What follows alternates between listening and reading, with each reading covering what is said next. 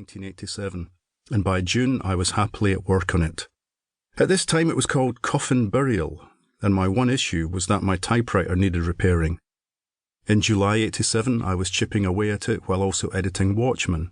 By August I was having doubts, but in September I was finding some of the writing very exciting and heart-pounding. By December the first draft of the book was finished, and the title had been changed to Westwind. I'm not sure where Coffin Burial came from. I did think it was a poem, but I can't find it on the internet. My memory was it might have been John Masefield, but again, I can't find it in a list of his works, though I did come across a poem of his called The West Wind. Coincidence? My agent read the book over the festive period and got back to me in January 1988. He was not enthusiastic and wanted major revisions before submitting it to a publisher. Okay, so by March I'd tweaked the book and then everything seemed to go quiet. There was TV interest in Noughts and Crosses, and I was also working on a script for a potential film of my first novel, The Flood.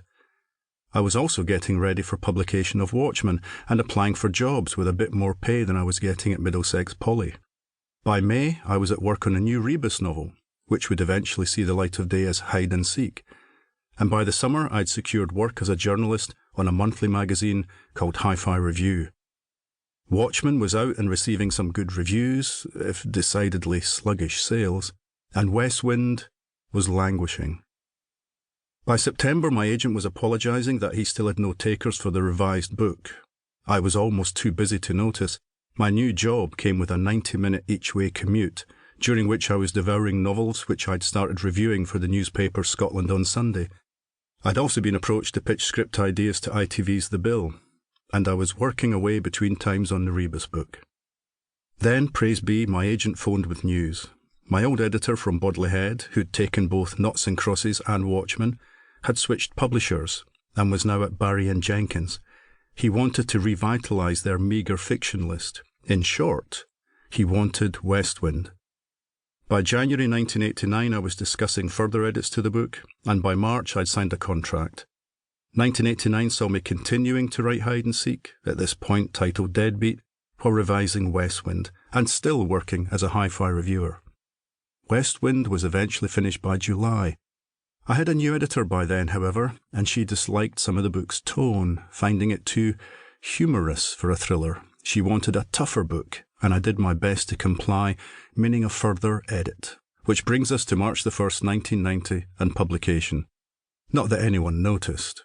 There was one hardcover printing, one paperback, and one in large format for readers with limited sight. It didn't sell to the USA, and no foreign language publisher wanted it. What's more, the book had taken so long to get into print and been through so many permutations and revisions that I could muster very little enthusiasm for it myself. Every time my agent or editor had asked me to rework it, I'd acquiesced, until it felt like it wasn't really my book at all, certainly not the one I'd set out to write. So I decided that it would rest in a dark corner of my consciousness, never to see the light of day again. Until Twitter changed my mind. There had been the odd occasion where a fan at a signing would tell me they'd read it and liked it. Those fans had either got lucky in charity shops or else had shelled out a lot of money to a book dealer. Yes, the book had its fans, but I wasn't among them, until someone on Twitter persuaded me to give the book another look. "It's better than you think it is, Ian." It had been so long since I'd read it that it felt like reading another writer's work. This proved to be a good thing. I could be objective as I raced through the pages. Yes, it had a few faults, and some of the sentence construction was overwrought.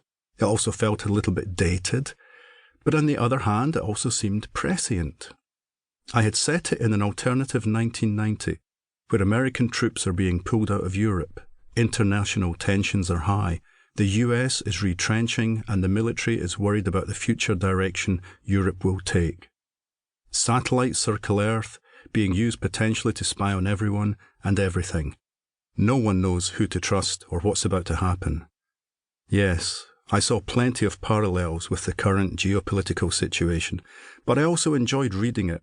The characters came to life, the plot was pacey, the villains were scary, and the heroes believable. And oh, the nostalgia.